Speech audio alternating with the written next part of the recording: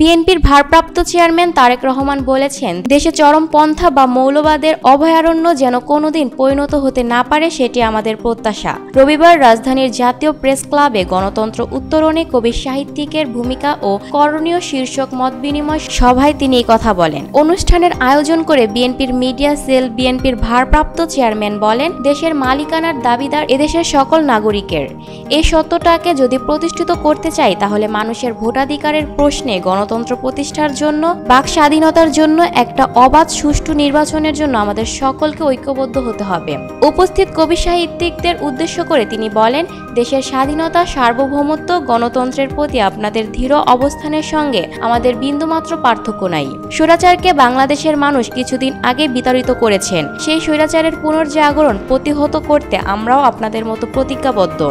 আমাদের সঙ্গে হয়তো আপনাদের রাজনৈতিক দর্শন এক নাও হতে পারে, কিন্তু এটি কোনো সমস্যার বিষয় না। এটি কেউ দয়া করে সমস্যা হিসেবে দেখবেন না।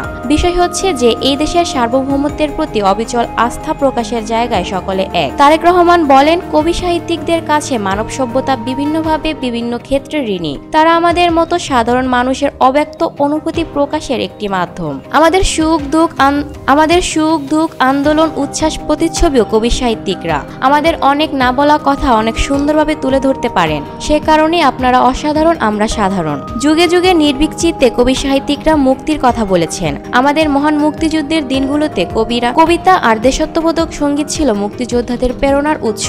স্বাধীনতার পরও দেশের সকল ক্রান্তি লগ্নে কবি সাহিত্যিকরা আমাদের সচেতন করেছেন। Lucky Akhtar, People Voice Television, Dhaka.